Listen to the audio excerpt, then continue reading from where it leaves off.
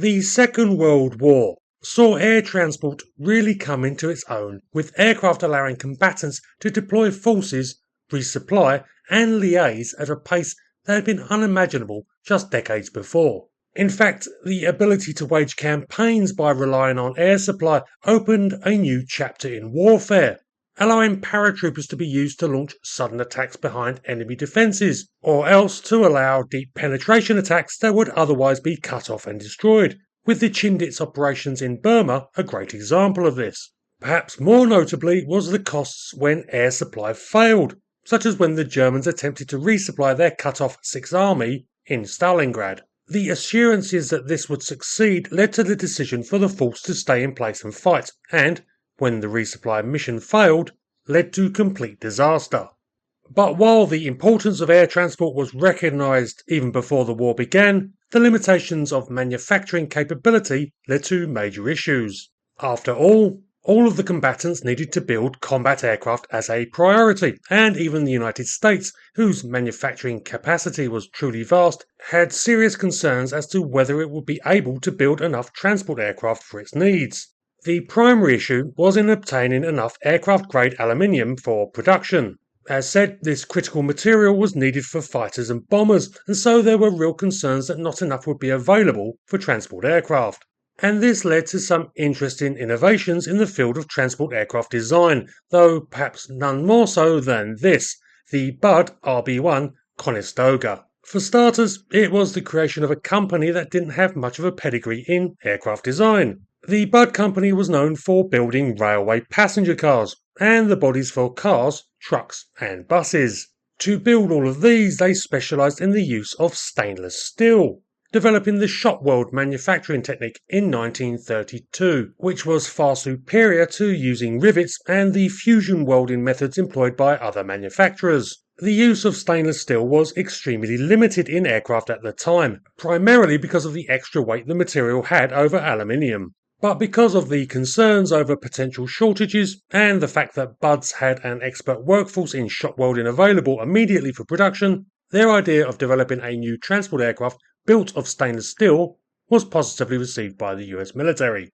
In August 1942, the US Navy placed an order for 200 of the new aircraft, followed shortly after by another by the US Army Air Force for 600, designated as the C-93.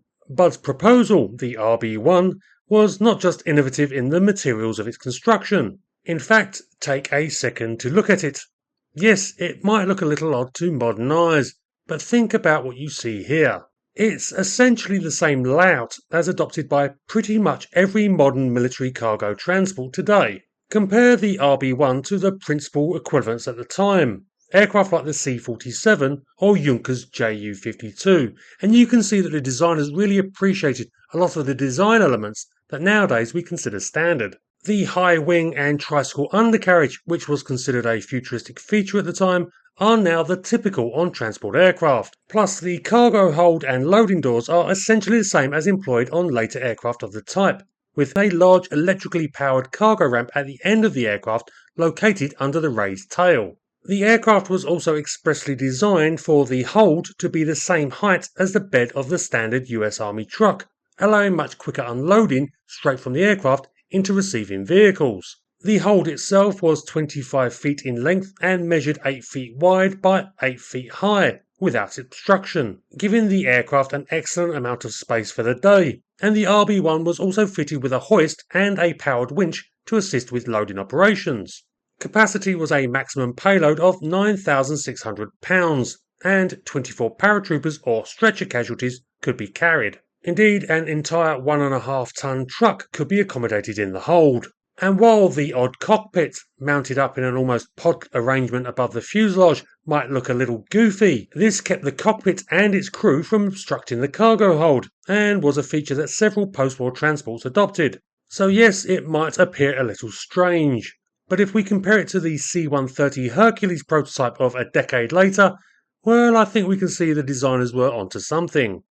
Of course, there were a few problems, which is why the RB-1 Conestoga is being featured in Forgotten Aircraft. power plant was two of the famous Pratt & Whitney twin Wasp engines that produced 1,200 horsepower each. This was the same as that was used on the C-47, which was fine with them. But the RB-1, with its steel construction, was about 2,000 pounds heavier than the C-47, and this told on its handling. Plus, and somewhat ironically, the prototypes and first pre-production aircraft were delayed when Buds had problems getting enough stainless steel to build them, meaning that flight testing didn't begin until October 1943. By this point, the United States had secured more than enough aircraft-grade aluminium, and so the perceived need for the Conestoga was no longer a pressing requirement. The issues with the aircraft, which included greater fuel use than expected and some questionable handling characteristics, led to the Army cancelling their order and the Navy reducing theirs to a total of 20, 3 prototypes and 17 production aircraft.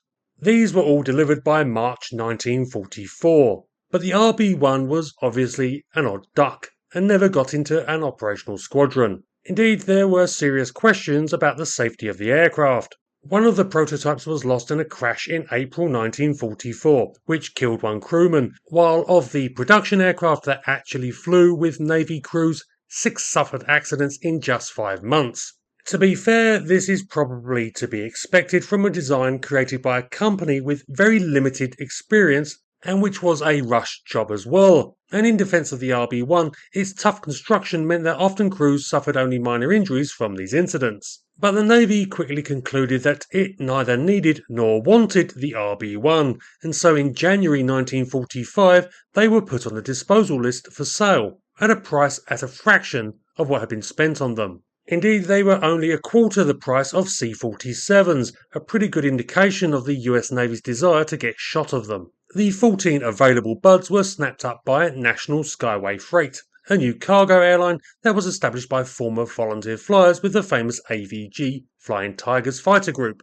Indeed, this airline would soon change its name to the one that it was more famous for throughout the Cold War, where it undertook critical defence contracts supporting US goals. Flying Tiger Line.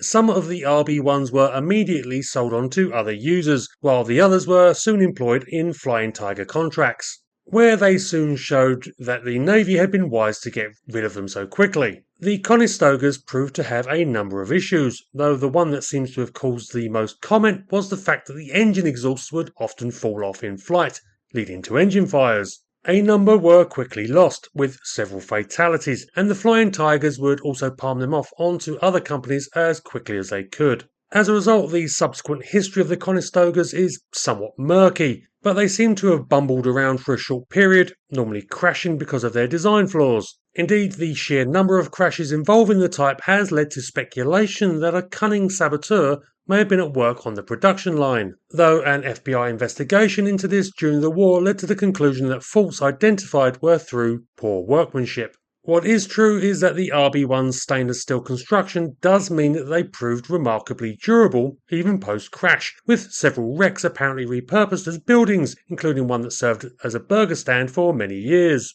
But now only one apparently remains, a hulk that survives at the Pima Air and Space Museum in Arizona.